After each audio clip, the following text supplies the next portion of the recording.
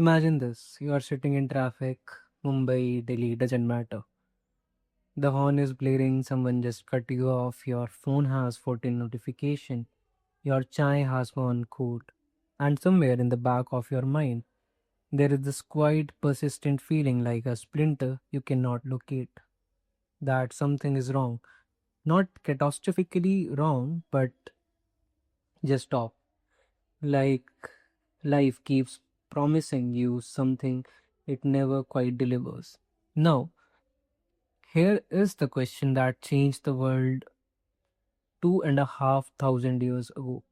What if that feeling isn't a mistake? What if that restlessness, the low hum of dissatisfaction is the most powerful truth about human existence? A prince sat under a tree in what is now Bihar, India. He had left a palace, he had left a wife and a child, he had walked away from everything the world calls success.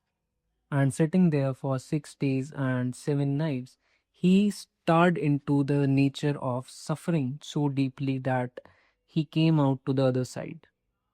And what he found there became one of the most sophisticated philosophical systems the human mind has ever produced. This is the story of Buddhism, and by the time this episode ends, you will not just have memorized it, you will have felt it. The history begins around 600 BCE. Some scholars place it approximately 563 BCE in what is today Lumbini, the near the border of Nepal and northern India. His name was Siddhartha Gautama. Siddha means whose goals are accomplished, and Gautama, his family name, was from the Sakya clan. His mother was Mahamaya.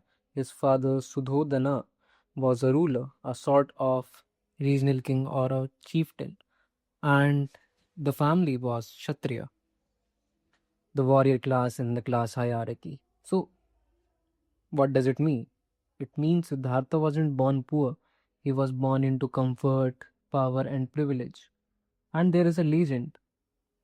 His mother Mahamaya dreamed of a white elephant entering her side before his birth, and she died 7 days after delivering him. And his father, terrified by prophecies, raised the boy inside palace walls, keeping suffering, age, sickness, and death entirely out of his sight.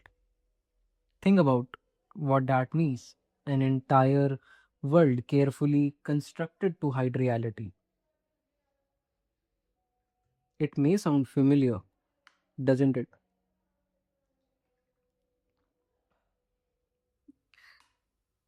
Most of us, for example, how does it sound familiar? Most of us live in the same version of that palace too.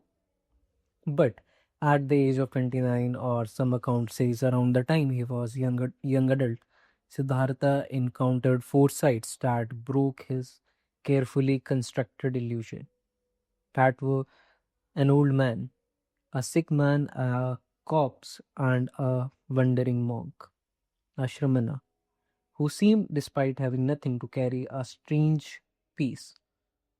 जिस इंसान के पास कुछ नहीं होता, वो फिर piece को अपना एक साधन बना लेता है.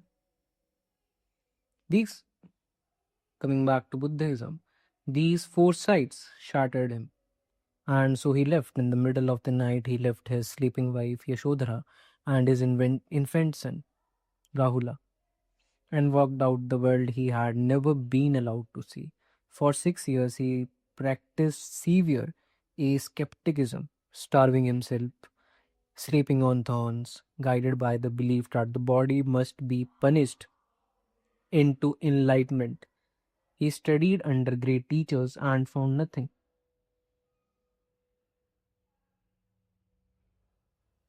Last, not nothing. He found that nothing lasts. The extreme didn't work for him. So he sat down under a Bodhi tree in Bodh Gaya.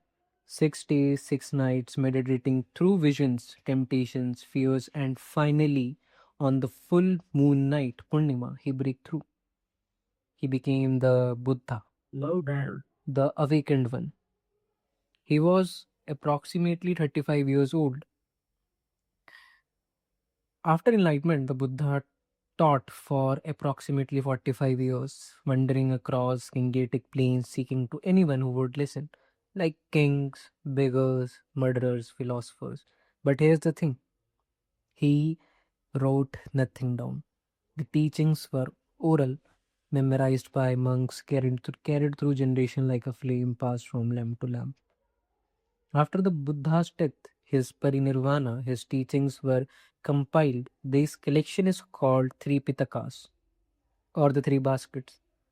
Think of them as a three massive containers holding the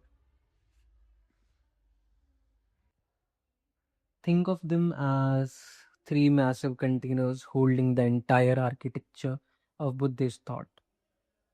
The first basket, the Vinaya Pitaka. This is the code of conduct, like which means rules of discipline, especially for the monks and nuns. It includes how to eat, how to live in Sangha, the community. Sangha means community. How to resolve conflicts. The Vinaya Pitaka is essentially the Buddhist constitution for monastic life. Second basket, the Sutta Pitaka, or the Sutta Pitaka in Bali. This is where the Buddha's actual teachings lie. His discourses, his conversations, his instructions. This is the largest and most philosophical rich of the three. The Sutta Pitaka contains within it the sub collection called Nikayas, which we will come in detail later. Third basket, Abhidhamma Pitaka, or Abhidharma in Sanskrit. This is the philosophical and psychological analysis of basket. It keeps teaching and breaks them down into their most technical, microscopic components. Think of it as Buddhist metaphysics and psychology, analytical dialogue on mainly on consciousness, perception, cause and effect relationship. Remember the word Abhidhamma as the higher teachings or philosophy of mind in simple terms. Now, Buddhism did not stay as one unified tradition. It kind of feels strange, but about 100 to 200 years after the Buddha's death, a fault line appeared. It happened gradually though, and it produced two very different versions of what Buddhism was for. The first part is called Hinayana, which literally means the lesser vehicle or the smaller vehicle. Hinayana Buddhism is the older, it is more orthodox tradition. It emphasizes the strict original teachings. And the goal of this Hinayana Buddhism is personal liberation. Like it focuses on your own nirvana. The practitioners follows the eightfold path, rigorously practice deep meditation, follows the Vinaya and aims to be Arhat. Arhat means someone who has fully extinguished desire and suffering within themselves. And Hinayana Buddhism flourished in Ceylon, Sri Lanka, Burma, Korea, Thailand, and part of Southeast Asia. Today, it is known primarily as Theravada, literally the way of, which means literally the way of elders, and it preserves the Pali Canon using Pali as its language. Like key distinguishing features of Hinayana, it mainly asks, how do I get liberated? Focus on I. The second path is Mahayana, the greater vehicle and path, and this is where Buddhism becomes more or almost something cosmically larger. Mahayana Buddhism says yes, personal liberation matters, but the highest aspiration is not just to save yourself, it is to delay your own nirvana, to stay in the world and to liberate all sentient beings. Every person, every creature, every living thing caught in the cycle of suffering. The being who takes this vow is called Bodhisattva. This is the ideal of Mahayana. Mahayana Buddhism spread mainly northward to China, Tibet, Japan, Korea, and Vietnam. It is written primarily in Sanskrit. It accumulated different methods and philosophies and even lay practitioners. And key distinguishing features of Mahayana Buddhism, it literally asks, how do we all get liberated? Hinayana mainly focuses on I, and Mahayana focuses on all. And it is quite accommodating. Like, if a religion or if a ideology or a perception is followed by larger number of population, then it kind of have a more accommodating nature than the ideology or perception who have very least number of followers, because the amount of these are inversely proportional. Like, the more orthodox they are, the less people tend to follow it, and the more accommodating they are, because it kind of benefits a person if it is more accommodating. So, bore हो गए होगे तुम, तो रुक जाओ एक minute. Now, everything else in Buddhism, the school, the text, the meditation techniques, the metaphysics, all of it flows from this four sentences.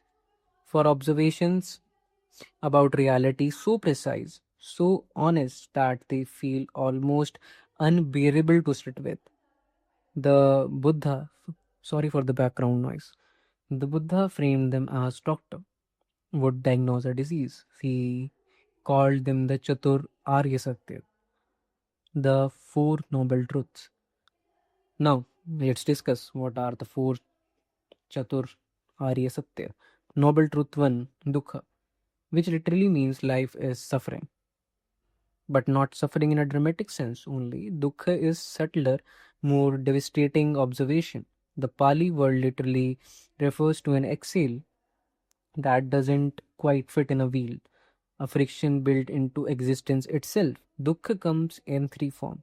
First, the obvious path: illness, pain, grief, loss, etc. etc. Second, the suffering of change. Even some people think that pleasure is the highest good. For example, in the hedonistic view of philosophy, like Charavak, but also some people also get confused that Charvak said pleasure is the highest good or the highest god, but he also said like life is a mixture of pain and some pain and pleasure. He emphasizes on pleasure, but he doesn't say that pleasure is the only good. He says we have to choose pleasure. It doesn't mean that pain is not there. Pain is there, but we have to emphasize on pleasure. Coming back to Buddhism, so dukh comes in three forms. Like, first obvious is pain, illness, loss, grief. The second is the suffering of change, what I was talking about. Like, even pleasure is dukh becomes, because pleasure also doesn't last very much. Your happiest moment already carries within it the seed of its ending. Like, every pain and pleasure and every emotions have this tendency, they will have an ending. You'll not always be sad, you'll not always be happy, so it is a balance. Third, the deepest, sanskara dukkha, the suffering built into conditioned existence itself. The fact that you are a self clinging to things, it itself is a form of suffering. See, dukkha means suffering and dissatisfaction or the imperfection in life. It is kind of pervasive, not just occasional. Noble truth two, samudaya, the origin of suffering. And that is the most important question: why do we suffer? The Buddha's answer is both simple and devastating. He says craving, or tanha, or desire, or more precisely, clinging. We suffer because we desperately want things to be other than they are. We want pleasure to last. We want people to stay. We want identity to be permanent, which is not permanent. We want the world to cooperate with our preferences. But in reality, being what it is refuses. And the Noble Truth 3, Nirodha, there is cessation of suffering. See, this is a revolutionary claim that the Buddha doesn't stop at diagnosis. He says this can end. If craving is the cause, then the cessation of craving is the end of suffering. Simple cause and effect relationship. This state where craving has been fully extinguished is called nirvana or nibbana in Pali. Nirvana is not heaven. Some people confuse nirvana with heaven. It is not a place, it is an extension of fire of desires. The world itself literally means to blow out, like a flame being extinguished, not destroyed but simply gone, no longer burning. The noble truth 4 mark. See, simple, the four noble truths are, तुम अगर पैदा हो रहे हो तो you have life is suffering and there is a cause of suffering and there will be a cessation of suffering and there is a path of suffering. And this path the Buddha laid out in precise detail. It is called the Ashtanga Marg, the Noble Eightfold Path. We will walk it in a minute. So, what are the four noble truths structured in a medical model? Dukkha means diagnosis, which literally means life is suffering. Samudaya means cause, like if there is dukh, then there would be a cause of dukh, and that is craving. Nirodha, prognosis, like the cessation is possible. Marga, which means treatment, the eightfold path which Buddha gave. So, the Noble Eightfold Path. And if you're listening, it is not a staircase. Like it is not a eight-step that you climb one by one and then you're done. Think of it more like eight strings of a single instrument, all meant to turn together, or all meant to tune together, all meant to vibrate simultaneously to have effect. The Buddha are grouped them into three clusters. Cluster one, that means prana or prajna means wisdom. I'm sorry for the Sanskrit word. So, what does it mean, cluster one? Wisdom. That means the right view. Means basically, wisdom deals with the path, begins with the mind. Right view, right intention. And what is right view and right intention? Right view means seeing reality as it truly is. Understanding impermanence, like nothing is permanent. Understanding four noble truths, not viewing the world through the distorted lens of ego or desire. Again, the right intention, the orientation of mind, like letting go of craving, which is hard thing to do because craving includes everything. Your feeling of being proud, feeling of being guilty, feeling of being do like feeling of being valuable, invaluable, these kind of feelings, they are hard to leave. But the right intention would be cultivating goodwill and committing to non harm. Like these are two philosophical foundation you have to understand before you can act. Cluster 2 means sila, ethical conduct. The first begin with mind and the second cluster begin with ethical conduct, which means right speech, right action, or right livelihood. What do you mean by right speech? Right speech means not lying, not harsh speech, not gossip, not divisive language. Words the Buddha understand, like what Buddha says, words they create reality. Right action, not killing, not stealing, not sexual misconduct. This is the domain of physical behavior which we Indians lack. Most of the Indians lack. Mainly who are idiots. Right livelihood, which means earning your living in a way that does not cause harm to anyone. No weapons trade, no animal slaughter, no intoxicants, no human trafficking. And if you see clearly, the people who are extremely rich or they have it is not like they want to, they have to do it to achieve something. Most, like you can't achieve highest good or the highest position without harming. Like literally, not the harm may be quantitatively different, but eventually, if you want to attain at a position, you have to do harm, not that physical harm, but emotional harm. Like you have to let go, you have to disappoint people. Cluster 3, Samidhi, some like the Samadhi. First was talking about mind, and the second was talking about ethical action, and the third means Samadhi, which means mental cultivation.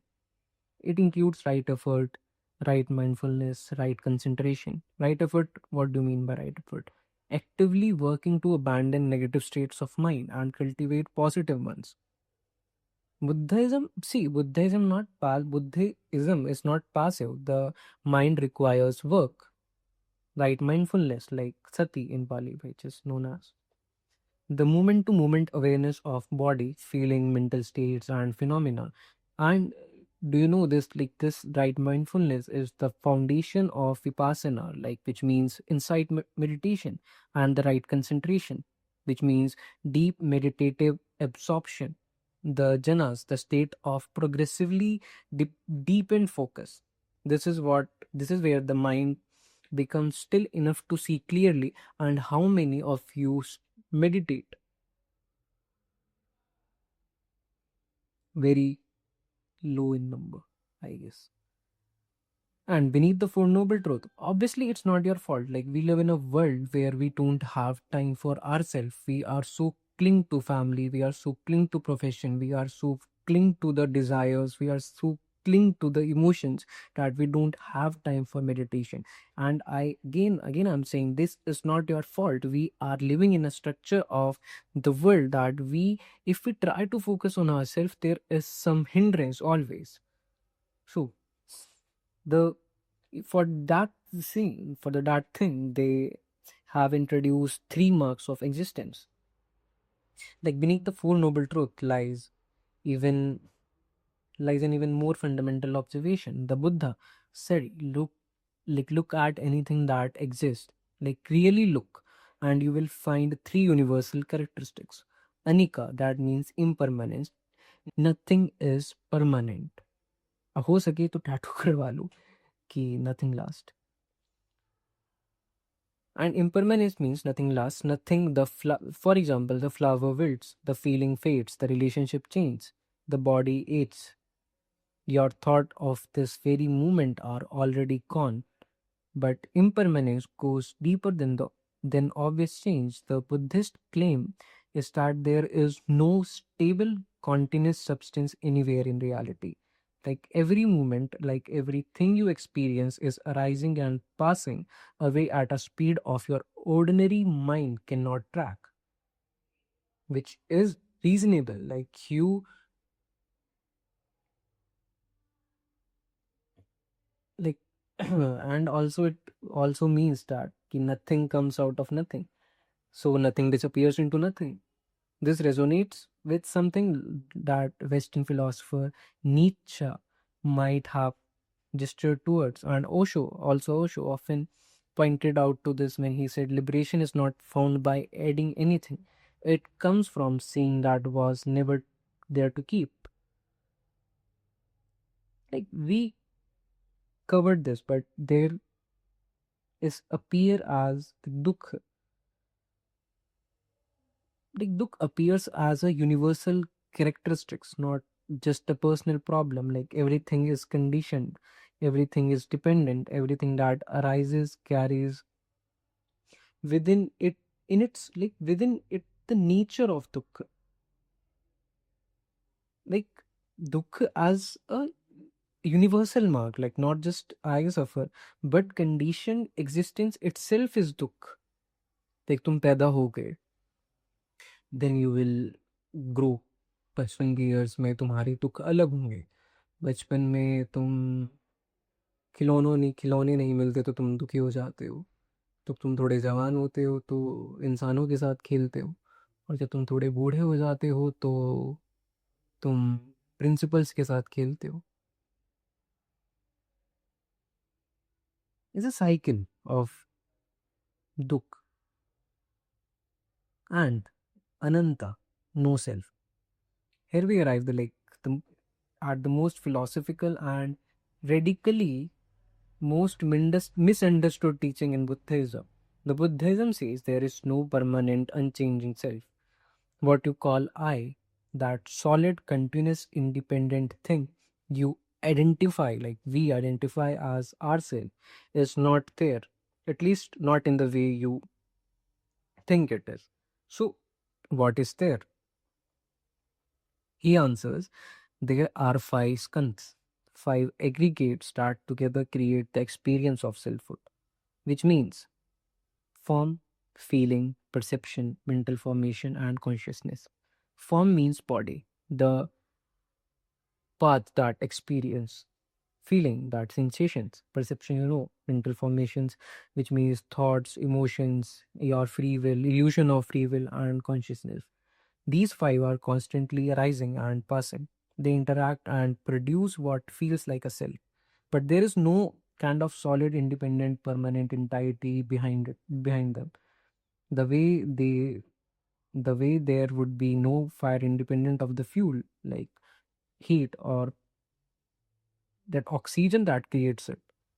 But also keep in mind, this is not nihilism. The Buddha is not saying you don't exist. He's saying the kind of existence you think you have is not what you actually have. There is a difference between them. Ananta does not mean nothingness. It means not a fixed thing. It doesn't mean negation. It means there is not a fixed thing. So अब इतनी सारी चीजें हो गई है तो your mind will have a question.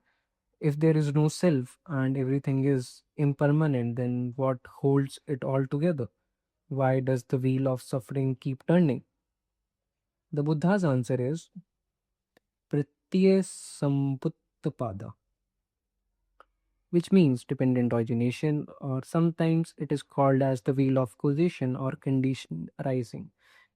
It literally answers the what is the root cause of your suffering. Now, let's understand this dependent origination. It is a theory in Buddhism. The core principle is everything arises in dependence on condition.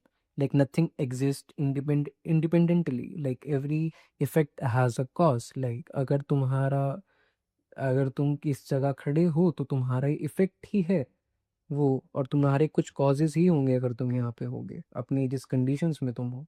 Like if I have to say about myself, if I'm doing this, then I have made then some causes which resulted in me doing this.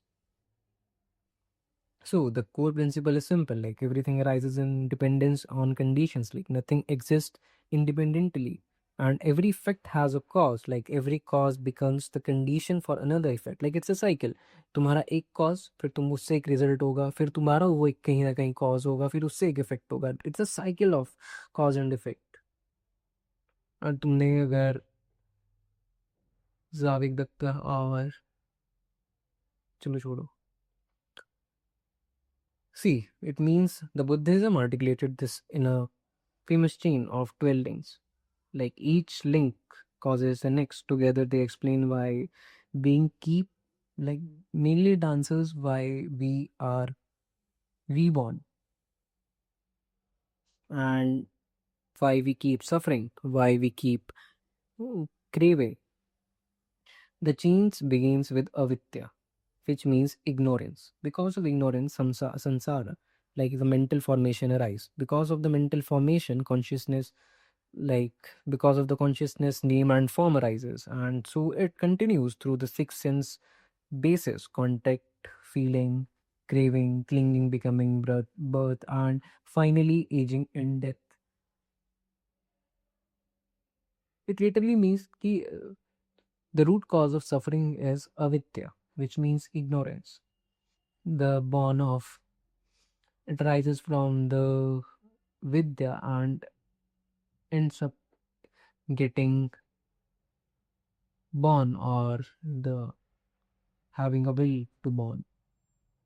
So here is the critical part of learning. Like suffering is not caused by some external cord or fate, it is caused by the chain of conditions. And because it arises forms conditions, it can be ended by removing those conditions. Like if you remove ignorance, the whole chain collapses. The second noble truth and dependent originations are inseparable too. Like they say the same thing from two angles. Like there is a casual structure of suffering, and the structure can be dismantled, which they say. And like before we enter the schools of philosophy, let's understand two more concepts that hold everything together. Karma. From the Sanskrit root kari means to do, to act. Karma means action, but in the Buddhist sense, it refers especially to the intentional action, like action that arises from violation or or from your will. Like every intentional action leaves a trace, an impression, a momentum, like a good action, generosity, compassion, wisdom creates karma that moves the being towards liberation. Like karma is the source, like which moves being towards liberation. Like harmful actions, greed, hatred, delusion creates karma that binds. And in Buddhism, like you have to let go karma to attain liberation. So Buddhism differs from Hinduism, like in how it understands karma. Like in Buddhism, karma is not about social position or caste. It is not hereditary. It is moral, and it is in your hands right now. Like there is a very mystic story about the karma, and like someone asked Buddha or said कुछ डिग्रेटरी terms उसने उसे कही थी, उन्हें कही थी, और फिर Buddha said like karma is the pedestal in which includes action, not by birth or you are born into some hierarchical class hierarchy that doesn't defines your karma. Your actions solely defines karma. So in Tibetan, like Buddhism, that's how Buddhism differs from Hinduism in how it understands karma. Like in Buddhism, karma is not about social position or caste. It is not hereditary. It is moral, and it is in your hands right now. In Tibetan Buddhism, especially, which we will touch on like later in the upcoming minute, karma connects to rebirth across multiple realms. The idea is that action done at every moment is creating the conditions for what comes next, not just in this life, but across lifetimes. That's why the cycle of rebirth continues. And again, nirvana, we have already touched this word, but let's hold it more carefully. Like nirvana is the ultimate call of Buddhist path. It is the cessation of craving, like the extinguishing of three fires: greed, hatred, and delusion. Like nirvana, again, is not a place you go after death. It is a state like experienced in life, not just after it. A mind that fully let go. So basically, Buddhism is about letting go, which he says the mind that has fully let go is in nirvana, even while breathing. Like in Hinayana, the goal is arhat, which means individual nirvana. In Mahayana, the ideal is the bodhisattva who postpones his full nirvana to remain and help sentient beings.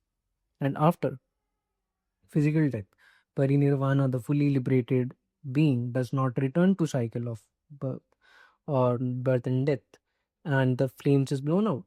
Like there is no self to be reborn because there is no cycle of rebirth or the cycle of karma.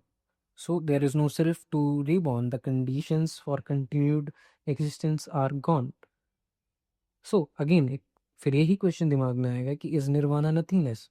Not exactly that. The Buddha remained deliberately silent on what nirvana ultimately is, because it have a reason. Like if you think about it, nirvana is experienced on a transcendental reality. Like it is not in the Buddhism. It's just my thought. Like it is based out of a higher liberated being. And about the liberation part, liberation is felt, it is not expressed. Like you can't express liberation. The people who can explain liberation, they are not liberated, like they are not awakened one, because that feeling.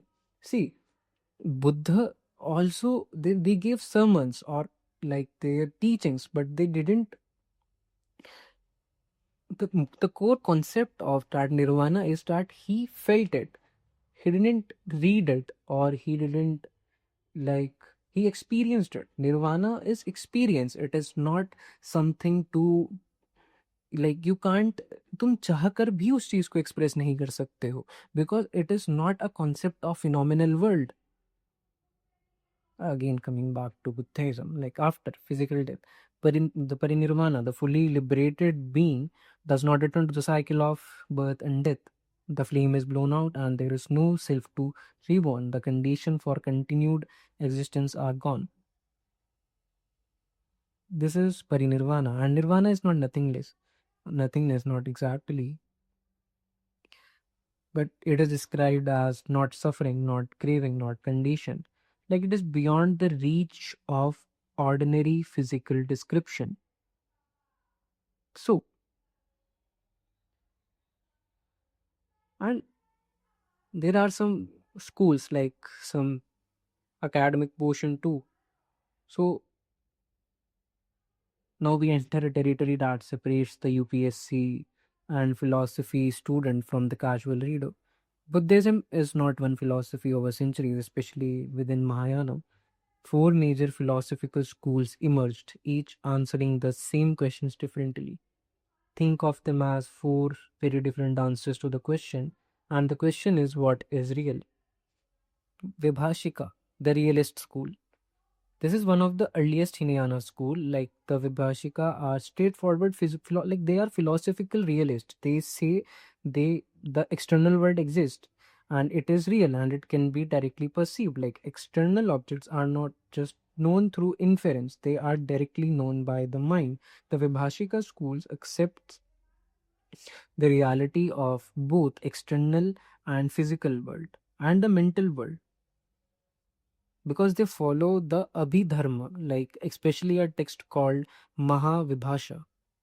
And you'll get to know there are some Buddhist school which do not believe in, some believes in like the external reality, some don't believe in external reality,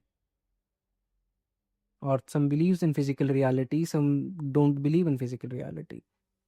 The second school, Swatantrika, the representationist school, the Swatantrika says, wait, can you really directly perceive the internal world, the external world, not internal world? They argue that external objects are inferred, not directly perceived, like what your mind actually contact is a representation, and in a copy of impression of the external objects, the object which cause impression in consciousness, and it is that impression you know, not the object itself. Like for आसान भाषा में अगर मैं तुम्हें समझाना चाहूँ, अगर तुम्हारे सामने एक सेब रखा है, तो तुम्हारे तुम्हारे माइंड में एक चीज आती है जिसे तुम कहते हो इन्फेरेंस, लाइक तुम आइडिया ऑफ, अनुमान कहते हैं इसे हिंदी में, द आइडिया ऑफ एप्पल। तो तुम्हारे दिमाग में या तुम्हारे ब्रेन में पहले आइडिया ऑफ एप्पल आया या डायरेक्ट एप्पल आया? So that was the two distinguished thing. They, and there are other schools too, like Yogacara, the mind school. This also called as Vijnanvada or consciousness only philosophy, and this is where things get genuinely, like if you read Yogacara, it is genuinely mind blending. Like the Yogacarans founded by the great Asang and his brother Vasubandhu make a radical claim. The claim was there is no external world at all. And it is similar to philosophy of René Descartes. The Yogacarans, founded by the great Asang and his brother Vasubandha, made a radical claim that there is no external world at all. They said only mind exists, only consciousness. What you call an external objects are nothing but the modification of consciousness, mental constructs projected outward. They didn't deny that you experience things. They denied that you experience your, like, your experience has any existence outside of experience itself. Like, which is a bold claim.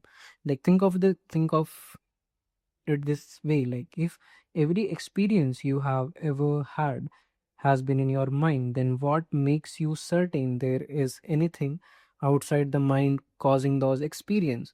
like, अगर तुम सिर्फ mind exist करता है तो कौन ही experience करवा रहा है सारी चीजें? या और who's causing experience? And Vijnanavada, which means the mind only school, Yogacara, thinks mind alone is real.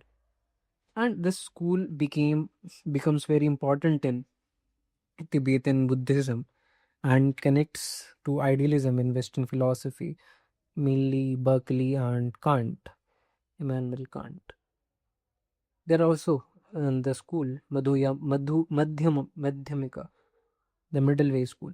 It is very similar to golden mean philosophy by Aristotle. Like, the Madhyamika is considered by many scholars to be philosophical crown of Buddhism, founded by the great Nagarjuna. And roughly like 2nd century CE, this school takes the Buddha's middle path concept and elevates it to the metaphysical system. Like, understand it this way. Like, they say you don't have to be the lowest, or you don't have to be the highest. And no, not highest or lowest, that would be the wrong term. Like, you don't have to go to the extreme, or you don't have to be the in the lowest term. For example, like the for example, like, अगर तुम डरे रहोगे, then think it in this way, like, the extreme of courage is recklessness, and the lowest of courage is cowardice. So you will be trapped in this. If you go extreme, then you would be reckless, and will if you want to be at the lowest, then you would be coward. Nagarjuna's central argument was nothing has intrinsic existence, like, that is Swabhav, not the external world, not the mind, not even emptiness itself. Everything exists in only relation to everything else. Nothing can be found to exist independently from its own side. That this doctrine is called Shunyata, which means emptiness, not nothingness, but emptiness. Also, like, the emptiness of intrinsic existence, like, things exist but they exist dependently, like relation, like, according to relationally, like, according to a context, not without a context. The Madhyamika mainly refuses both extremes: the view that things exist absolutely, that means eternalism, and the view that things don't exist at all, which means nihilism. Hence, it is the middle way, which is similar to golden mean philosophy. So let's return to Hinayana, and particularly the Theravada tradition, which is Hinayana's living form today. Theravada literally means the way of elders. It claims to preserve the original orthodox teaching of the Buddha most faithfully. It is dominant tradition of Sri Lanka, Myanmar, Burma, Thailand, Cambodia, and I guess Laos too. The Theravada tradition strictly adheres to the Pali canon. The language of scripture is Pali, not Sanskrit. Monks hold the central importance. The goal, as we said, is individual liberation, b- mainly becoming an Arhat. Theravada emphasizes the original three aspects of practice, which means morality, meditation, wisdom in Hindi or Sanskrit, Sila, Samadhi, and Prajna. In terms of, like, Nikaya collection, which fall under the Sutta Pitaka, Theravada uses mainly five Nikayas: Digha Nikaya, which means long discourse; Majjhima Nikaya, which means middle and discourse; and Sumita Nikaya, which means connected discourse; and Anguttara Nikaya, numerical of discourse, and Khuddaka Nikaya, minor of shorter collection that is one that contains Sutta Nipata, like which is one of the most oldest Buddhist text. The Nipata, which means falling together of discourses, is considered as one of the most oldest surviving Buddhist text. Like it is part of the Khuddaka Nikaya. It consists of 72 suttas, which includes poem, discourse, dialogues written in archaic Pali, some predating like most of the rest of the canon. Like the Sutta Nipata has five chapters called Vagas: Uragvag, Kulavag, Mahavag, Atkavag. Like I am not able to pronounce it correctly, but they means the chapter on the serpent about initiation, minor chapter, major chapter, the chapter of octades, one of the most philosophically significant sections, and Parayanavag, the way beyond. Scholars like Kalmers have not Karl Marx, Kalmers have done important research on the Sutta Nipata. It contains some of the most direct, unsentimental words attributed to the early Buddhist tradition, like including the famous Rhinoceros Sutta, Khag, Khagvisana Sutta, which advises the wandering monk to roam alone like a rhinoceros. And we spoke about Mahayana briefly. Let's go deeper. The Mahayana tradition exploded like Buddhist thought outward. It said the Buddhism, it's not just a historical man who attained enlightenment and died. The Buddha is a cosmic principle, like an ever-present reality. Like there has been countless Buddhas, there will be countless more. And the ideal being, the ultimate spiritual aspirant, is not the arhat who escapes personally, it is the bodhisattva, the belong who is oriented towards enlightenment, but whose motivating vow is the liberation of all sentient beings. Like they focuses on all. The Bodhisattva takes the Bodhisattva vow, a commitment to remain in the cycle of samsara, lifetime after lifetime, practicing the six parimitas, like that means perfection, until every being is free. The six parimitas are generosity, ethics, patience, effort, meditation, and wisdom. Like Buddhahood for Mahayana is not something the Buddha alone received. Like it is the potential of every being, the Buddha nature, the Tathagat Garbha. And there is also a third vehicle, one that arose in mountains of Tibet, absorbing both Mahayana philosophy and the indigenous born tradition of Himalayas. This is Vajrayana, the diamond vehicle or thunderbolt vehicle. Vajrayana is based on esoteric Buddhist teaching called Tantras. It uses rituals, visualizations, mantra, mandala, and speech meditations techniques to accelerate the path to enlightenment. While the Theravada path might require many lifetimes, Vajrayana claims it can achieve Buddhahood in a single lifetime if the practitioner has the right guidance, preparation, and commitment. The Vajrayana is mainly practiced in Tibet, Mongolia, Bhutan, and other parts of Nepal and India, including Himalayan India. The unique transmission from teacher to student or guru to disciple is absolutely central in Vajrayana. Like initiation and a direct lineage from teacher to teacher, going back to great masters is considered essential part. Tibetan Buddhism also introduced a unique concept of reincarnation lineages. A realized master who dies is recognized as reborn in a new body. Like the most famous example being is the Dalai Lama.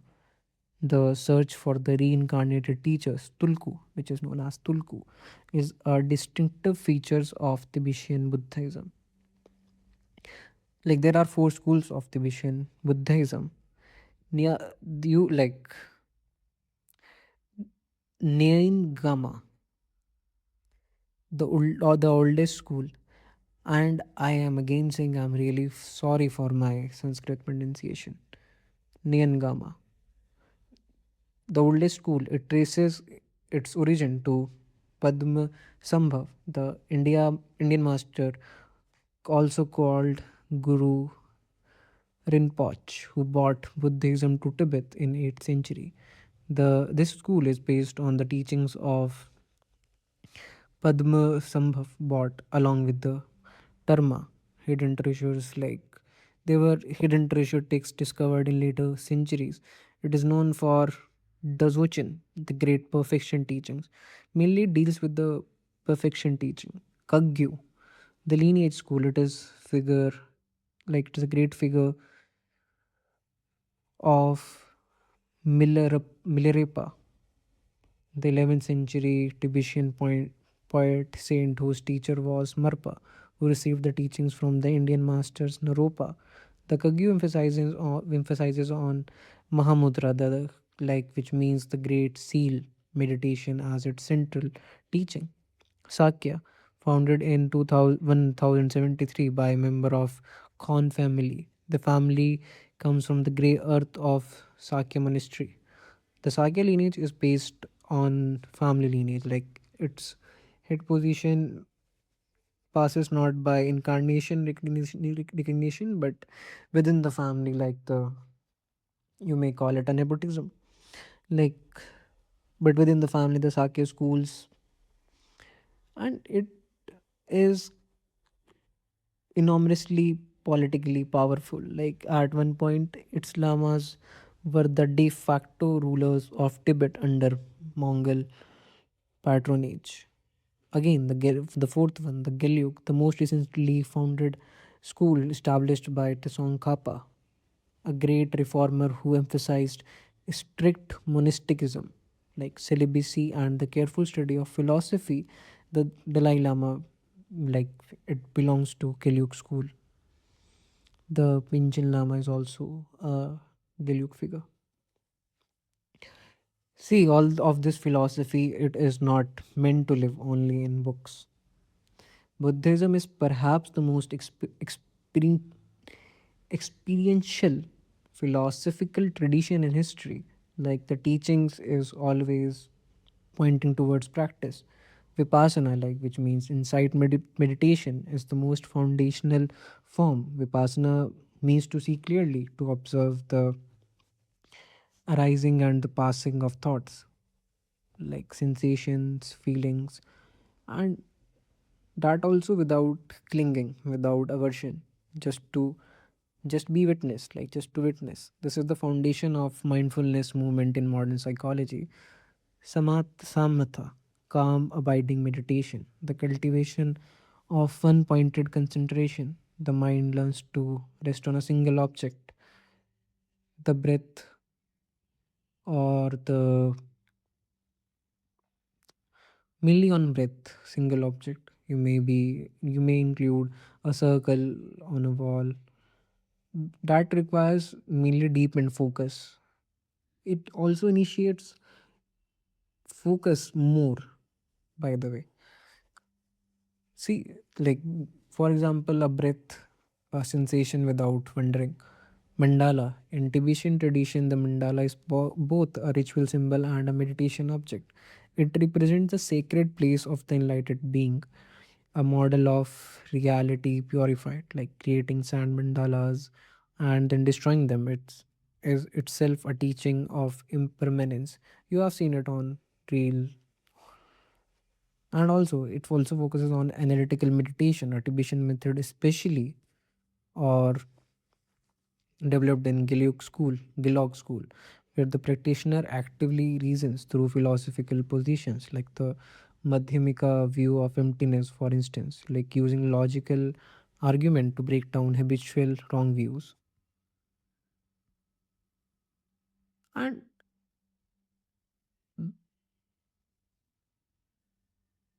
Y do we basically इतना सब हमने पढ़ लिया या इतना सब हमने जान लिया बुद्धिज़्म के बारे में, तो why do we need Buddhism? Like ऐसा कुछ इवेंट्स तो हुए होंगे कि जिसकी वजह से बुद्धिज़्म राइज हुआ होगा। सो Buddhism was not emerged out of any aesthetics, but it was a social revolution at a time when Indian society was organized rigidly around Varna system, that is Brahmin, Kshatriya, Vaishya, Shudra. The Buddha's teaching fundamentally rejected caste as a spiritual category. The Buddha said, one is not a Brahmin by birth, but by conduct. One is not noble by lineage, but by action and character. The Sangha, the Buddhist community, was radically inclusive, like men and women of all caste could enter. Like even those who were outside the caste system entirely could become monks. This is why Ambedkar, Dr. Bhimrao Ambedkar, chose Buddhism for his mass conversion in 1956. He saw in Buddhism not just as a philosophy but a rejection of caste order, a dhamma for dignity. And Ambedkar reading was historically accurate. Like Buddhism challenged the authority of Vedas, like it rejected Brahmin religious authority. It denied ritual sacrifices because the ritual sacrifices, the concept of ritual sacrifices, because if you have to perform some sacrifice, then you need a medium that was priest, which gave rise to priesthood. And to to perform this sacrifice, you need money because how would you pay Brahmin? So the people who were not able to like eat anything, they can't afford it, which created hierarchy. Also, it rejected the eternal Atman, the soul concept that underpins caste metaphysics. ठीक है, like हमने इतना सारा पढ़ लिया, ये जो academic भी वो भी. Let's pull everything together. This is a kind of a revision layer. The Buddhism at its roots is the philosophy of liberation from suffering. The founder Siddhartha Gautama, born in Lumbini, 563 BC, enlightened in Bodh Gaya, like first teaching at Sarnath, the deer park, and he died at Kushinara by attaining parinirvana. There were mainly three jewels: the Triratna, the Buddha, the Dharma, the Sangha. The three basket, three pitakas. Vinaya, which means conduct. Sutta means discourses. Abhidhamma means philosophy. And the four noble truths, like life is suffering. Dukkha, suffering has a cause. Craving. Samudaya, suffering can end. Nirodha, and there is a path, that means mark. And the eightfold path, Ashtanga Marga, which means right view, right intention, right speech, right action, right livelihood, right effort, right mindfulness, right concentration. Three marks of existence, which means anika, impermanence, means dukkha, suffering, anatta, no self, and important theory of dependent origination. Like everything arises from condition, nothing is independent. There are 12 links from ignorance to death. And there are some divisions, like which are Hinayana and Mahayana, and there are under some some more divisions under Mahayana and Hinayana, like four philosophical schools. Vibhashika, which means territorialism, which deals with mainly direct realism. Sutantrika, which deals with indirect realism, and Yogacara, mind only idealism, and Madhyamika means emptiness. Mainly Tibetan schools, Nigma, Kagyu, Shakya, Gilyog. Dalai Lama is mainly in Gilyog. And Vajrayana, the diamond vehicle, is like escort, historic or tantric accelerated path. Vajrayana uses ritual mantra mandala, but वो बहुत different होते हैं. वो तुम्हारे हमारे उस वाले rituals नहीं होते जो बाबा से फेंक रहे होते हैं, नहीं. They are quite different rituals. They have some meaning. Key text, Sutta Nipata, oldest, 5 Vag, 72 suttas, thick Dhammapada, which means ethical saying, and Majjhima Nikaya, which means middle discourses, Digha Nikaya, which means long discourses, Nirvana means extinction of craving. So, here is what strikes me most about Buddhism. Like, it does not ask you to believe in God, it does not ask you to perform rituals, it does not ask you to accept revelation on faith. It asks you only to look at your own suffering, look at its cause, look at what happens when you let go, even for a moment, and then walk the path.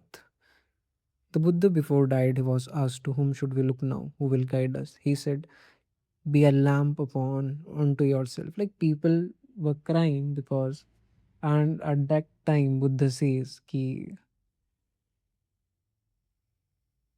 you have to look upon yourself.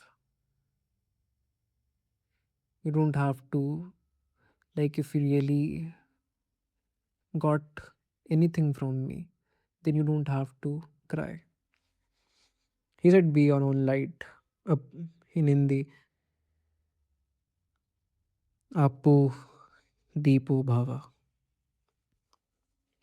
In the world that constantly tells you to look outward, to look at your phone, your feed, your leader, your tribe, there is something almost uncomfortably radical about the instruction.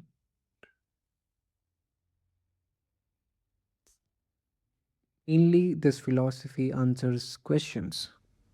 The practice dissolves the questioner. That is Buddhism for you.